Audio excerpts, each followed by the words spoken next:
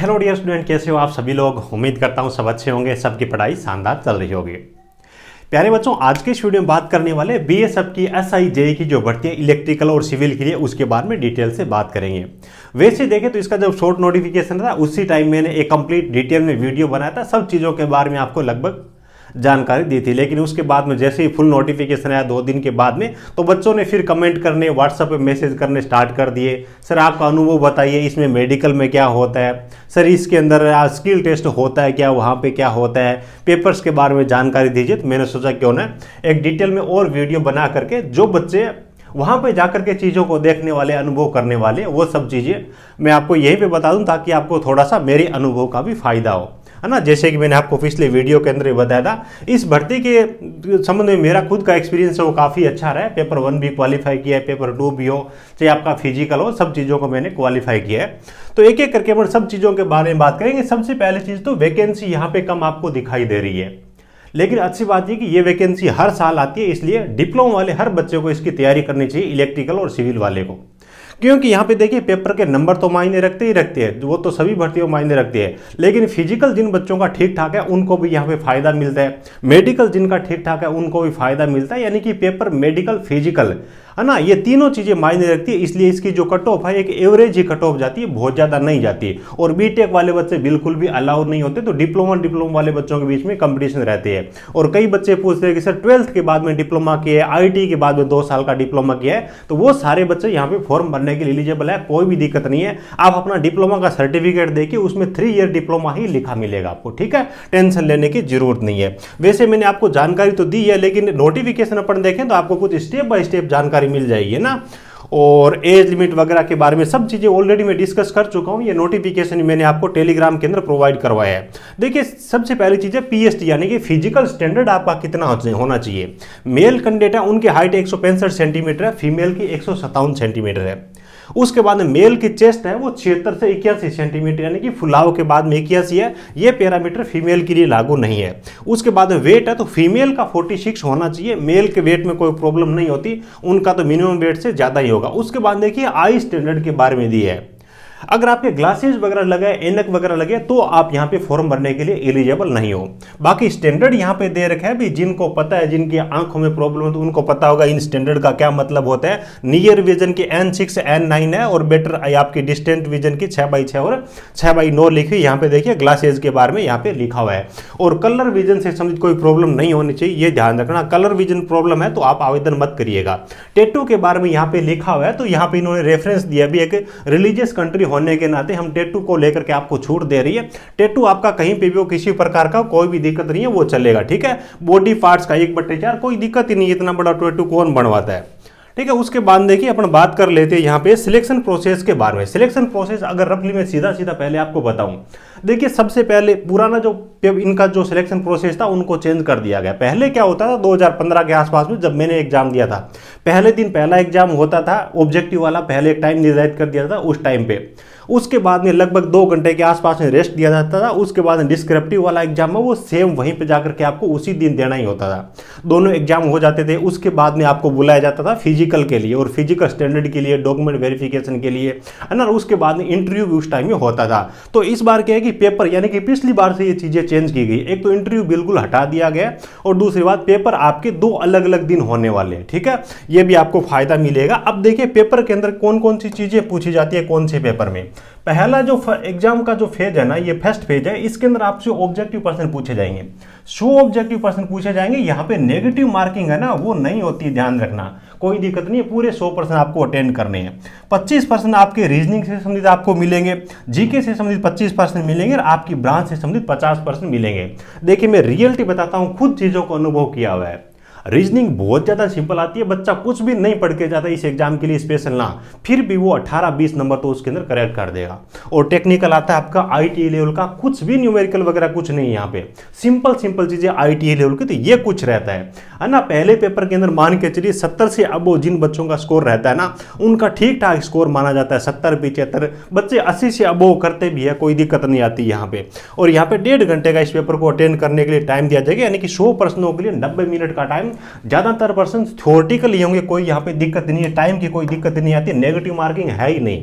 पीछे अगर आपके कोई पर्सन बच ही जाते तो लास्ट 1-2 मिनट में सबको ओएमआर शीट पे गोले कर देंगे। आपका ऑनलाइन एग्जाम नहीं होगा, ओएमआर शीट पे ही ऑफलाइन आपका एग्जाम होने वाला है, ठीक है। उसके बाद में पेपर 1 का इन्होंने सिलेबस दे रखा है। देखिए आपका रीजनिंग के ये टॉपिक्स इन्होंने दे रखे हैं, जीके के यहाँ पे टॉपिक्स दे रखे हैं, उसके बाद में दोनों ब्रांच के अलग अलग इन्होंने टॉपिक्स दे रखे हैं। सेकंड जो एग्जाम होगा ना, पहला और दूसरा दोनों एग्जाम का आपका टेक्निकल का जो सिलेबस है वो सेम रहेगा, यानी कि टेक्निकल आपको अलग अलग तैयार करने की जरूरत नहीं पड़ेगी। सेम टॉपिक आपके रहने वाले। एसएससी जेईई का लगभग पैटर्न है, थोड़े से टॉपिक्स यहाँ पे एसएससी जेईई की तुलना में कम दिए गए हैं। ये नोटिफिकेशन ना टेलीग्राम मैंने शेयर किया, तो आप देख लीजिएगा जीके के कौन सी टॉपिक है, रीजनिंग के कौन सी टॉपिक है, वही टॉपिक आपको तैयार करने, उससे बाहर ये कुछ नहीं पूछते हैं। उसके बाद देखिए सेकेंड पेपर में इलेक्ट्रिकल का यहाँ पे सिलेबस दे रखा है, तो इलेक्ट्रिकल का भी दे रखा है, सिविल का भी दे रखा है। आपके बेसिक जो कोर सब्जेक्ट है 7-8 उसी के पर्सन यहाँ पे पूछे जाएंगे, ठीक है। ये सब चीजें दे रखी है। उसके बाद देखिए आपका सेकंड पेपर होगा, यानी कि पहला एग्जाम हो गया, उसके बाद में 15-20 दिन के बाद में लगभग ये सेकंड एग्जाम आपका ले लेते हैं। सेकंड पेपर के अंदर भी वही चीजें है, वही सब्जेक्ट है जो पहले पेपर के अंदर टेक्निकल में होती थी, लेकिन ध्यान रखना सेकंड पेपर के अंदर क्या होगा। यहाँ पे मैं आपको बता दूं, शायद ऊपर दिया होगा, कहाँ पे दिया है, नीचे दिया होगा, कहीं पे दे रखा है। मैं आपको बता दूं, मेरे खुद का एक्सपीरियंस बता दूं। सेकंड पेपर में आपसे क्या है कि डिस्क्रिप्टिव टाइप का एग्जाम होगा, आपको कॉपी दी जाएगी, उसमें पर्सन लिखे रहेंगे, प्रत्येक पर्सन के नीचे खाली जगह रहेगी, उस पर्सन का आंसर आपको वहां पे देना पड़ेगा। 12 टोटल आपको उस कॉपी के अंदर, उस नोटबुक के अंदर आपको प्रश्न देखने को मिलेंगे। 12 में से कोई 10 प्रश्न आपको अटेंड करनी है, और उन 10 प्रश्नों में से 1 या 2 मैक्सिमम आपको न्यूमेरिकल वाले प्रश्न मिलेंगे, बाकी 8-9 तक प्रश्न है आपको वहां पे थ्योरेटिकल देखने को मिलेंगे। सिंपल पेपर रहेगा, कोई भी दिक्कत नहीं है, चाहे फर्स्ट फेज की बात हो चाहे सेकंड फेज की बात हो, घबराने की जरूरत नहीं है। लेकिन एक चीज ध्यान रखना, यहाँ पे मिनिमम क्वालिफाइंग मार्क्स दे रखा है 50% और SC/ST के लिए 45%। सेकंड पेपर के अंदर ये बच्चों को प्रॉब्लम आती है, ये हो नहीं पाता है, और ये नहीं कर पाते तो पहले पेपर के अंदर आपके चाहे 100 में से 90 हो, आप फिर भी बाहर हो जाते हो। तो ये चीज ध्यान रखने वाली है। आप जब पेपर को अटेंड करते हो, खासतौर से सेकंड वाले को, तो वहां पे स्पीड आपकी जबरदस्त होनी चाहिए। हिंदी लैंग्वेज में भी आप पेपर को अटेंड कर सकते हो, इंग्लिश लैंग्वेज में भी पेपर को अटेंड कर सकते हो, कोई दिक्कत नहीं है। लैंग्वेज पहले सेलेक्ट करो, उसके बाद में पेपर को अटेंड करना शुरू कर दो। जिस लैंग्वेज में आप मतलब क्या कि फास्ट लिख सकते हो, उसी के अंदर आपको पेपर को अटेंड करना है।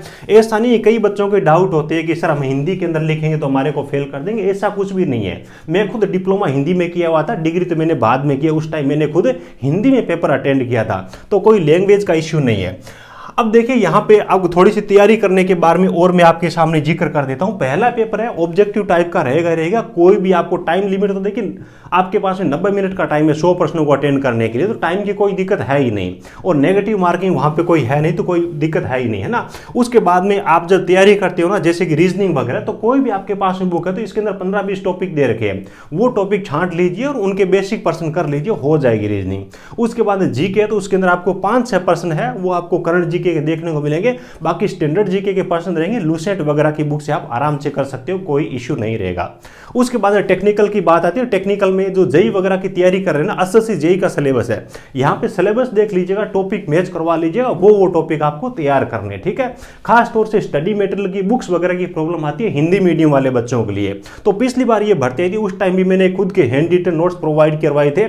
इलेक्ट्रिकल वाले बच्चों के लिए भी हैंड रिटन नोट्स अवेलेबल है, और सिविल वाले बच्चे उनके लिए भी हैंड रिटन नोट्स अवेलेबल है। चाहे पेपर 2 की बात हो चाहे आपके पेपर फर्स्ट की बात हो, दोनों के लिए कंटेंट काम में देगा, क्योंकि हमने विस्तार पूर्वक सारी चीजें लिखी हुई है। प्रत्येक चैप्टर की पहले थ्योरी लिखी हुई है, उसके बाद इंपॉर्टेंट चीजें है उस चैप्टर की, उनको 1 लीनियर में लिखा हुआ है, न्यूमेरिकल वगैरह हमने एक्सप्लेन करके दिए हुए हैं। इलेक्ट्रिकल वाले नोट्स है मैंने खुद के दिए हैं, और जो सिविल वाले नोट्स है ये फैकल्टी राजस्थान पीएचडी के अंदर सर्विस कर रहे हैं, तो इनकी तरफ से भी बहुत जबरदस्त कंटेंट दिया गया है ना। टेक्निकल वर्ड्स इनके अंदर इंग्लिश में है, और बाकी नोट्स है वो हिंदी लैंग्वेज में। हिंदी अगर आप नॉर्मल समझ सकते हो ना लिखी हुई, तो इन नोट्स को आप समझ सकते हो, और इन नोट्स से जिन बच्चों को तैयारी करनी है, स्क्रीन पे व्हाट्सअप नंबर दे दूंगा, उनके जरिए भी आप ऑर्डर कर सकते हो। बाकी हमारी ऑफिशियल वेबसाइट है, हमारा मोबाइल एप्लीकेशन है, उन सब की लिंक आपको वीडियो को डिस्क्रिप्शन दे दूंगा, उनके जरिए भी आप ऑर्डर कर सकते हो, ठीक है। ये सब चीजें हो गई। उसके बाद में देखिए आपका क्या होगा, सेकंड फेज है। सेकंड फेज के अंदर आपको क्या होगा, एक दिन बुलाया जाएगा आपको रिजल्ट डिक्लेयर होने के बाद पेपर का। उसमें आपको क्या करवाया जाएगा, फिजिकल हो गया, उसके बाद फिजिकल स्टैंडर्ड टेस्ट हो गया, है ना, वो सारी चीज़ें आपसे करवाई जाएगी, मेडिकल वगैरह सब के लिए, है ना। तो एक ही दिन बुलाया जाएगा। उसमें देखिए फिजिकल स्टैंडर्ड टेस्ट के अंदर आपसे क्या करवाया जाएगा, ये चीज़ें इन्होंने मेंशन कर रखी है। मेल कैंडिडेट को 1.6 किलोमीटर की दौड़ 7 मिनट में करनी होगी, फीमेल को 5 मिनट के अंदर 800 मीटर की दौड़ करनी होगी।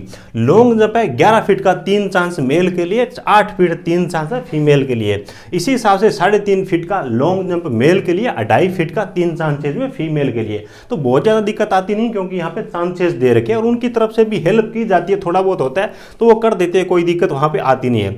उसके बाद मेडिकल वगैरह तो प्रॉपर उनकी तरफ से मेडिकल होता है, बाकी फिट होते हो तो कोई दिक्कत है नहीं। 15 तारीख फॉर्म भरने की इसकी लास्ट डेट है, तो अभी भी आप आवेदन कर सकते हो। वीडियो को डिस्क्रिप्शन में लिंक आपको मिल जाएगी। 200 रुपये एप्लीकेशन फीस के रूप में इनकी तरफ से चार्ज रखा गया, ठीक है। बाकी देखिए इसके अंदर यहाँ पे इन्होंने फ्रंटियर दे रखे, यानी कि हेडक्वार्टर दे रखे। तो देखिए कई सारे बच्चों को डाउट रहता है कि अलग अलग हेडक्वार्टर की अलग अलग मेरिट रहेगी क्या, हम जिस हेडक्वार्टर से अब फॉर्म अप्लाई करेंगे, सेलेक्ट करेंगे, उसकी मेरिट अलग रहेगी क्या? ऐसा कुछ नहीं है। ये केवल और केवल दिए गए आपके जो अलग अलग स्टेजेज है सिलेक्शन के, पेपर के, फिजिकल वगैरह के, उनके लिए दिए गए। जो भी आप सेलेक्ट करोगे, मान लीजिए कि आपने frontier headquarter Rajasthan Jodhpur choose किया है, तो सारी चीज़ें आपकी वही होने वाली है। हालांकि जो कट ऑफ है वो सभी पूरी भर्ती की एक साथ कंबाइन बनेंगी, ऐसा नहीं कि अलग अलग हेडक्वार्टर की अलग अलग जाएगी, वो चीज़ें नहीं होती, ठीक है। ये चीज़ें हो गई। उसके बाद में आपका जो स्किल टेस्ट होता है, स्किल टेस्ट के अंदर क्या है कि आपकी ब्रांच से संबंधित जो कोर सब्जेक्ट है, फॉर एग्जाम्पल इलेक्ट्रिकल वाले बच्चों के लिए बेसिक इलेक्ट्रिकल हो गई, मशीन हो गई, तो उन सब चीज़ों की थोड़ी बहुत चीज़ें, नॉर्मल चीज़ें पूछी जाएगी। यानी कि आपको एक छोटा सा 1-2 छोटे छोटे प्रैक्टिकल दिए जाएंगे, वो करने हैं, और एक कॉपी दी जाएगी, उनमें उनके स्टेप्स आपको लिखने हैं, है ना। 50% भी आप कर दोगे तो उसमें आप क्वालिफाई हो जाओगे, उसके नंबर नहीं जोड़ेंगे। मेन जो चीज़ है, इनके दोनों पेपर होते हैं, उनकी तैयारी आप बेहतर तरीके से कर लीजिए। लगभग अभी आपके पास में 3 महीने के आसपास में एग्जाम को लेकर के, है ना, पहले एग्जाम को लेकर के, तो इतने टाइम में इस सिलेबस की आप तैयारी कर सकते हो। और एक खास चीज और बता रहा हूं कि जो बच्चे हमारे नोट से तैयारी कर रहे हैं ना, इलेक्ट्रिकल वाले, पावर इलेक्ट्रॉनिक्स और डिजिटल इलेक्ट्रॉनिक्स भी दे रखे हैं, तो वो अदर भर्तियों में आपको काम देंगे, जैसे कि एसएससी जेई वगैरह में। तो इस भर्ती में पावर इलेक्ट्रॉनिक्स और डिजिटल इलेक्ट्रॉनिक्स दोनों सब्जेक्ट छोड़ देने हैं, केवल आपको बेसिक इलेक्ट्रॉनिक्स ही इलेक्ट्रॉनिक्स में देखना है, ठीक है। उम्मीद है सब चीजों के बारे में आपको जानकारी मिल गई होगी। और वीडियो को डिस्क्रिप्शन में टेलीग्राम चैनल की लिंक दे रहा हूं, कोई भी इस भर्ती के बारे में नई अपडेट होगी वहां पे मैं आपके साथ में शेयर कर दूंगा। वीडियो अपने दोस्तों के साथ में शेयर करिएगा, अच्छा लगे तो लाइक करिएगा। Thank you, best of luck.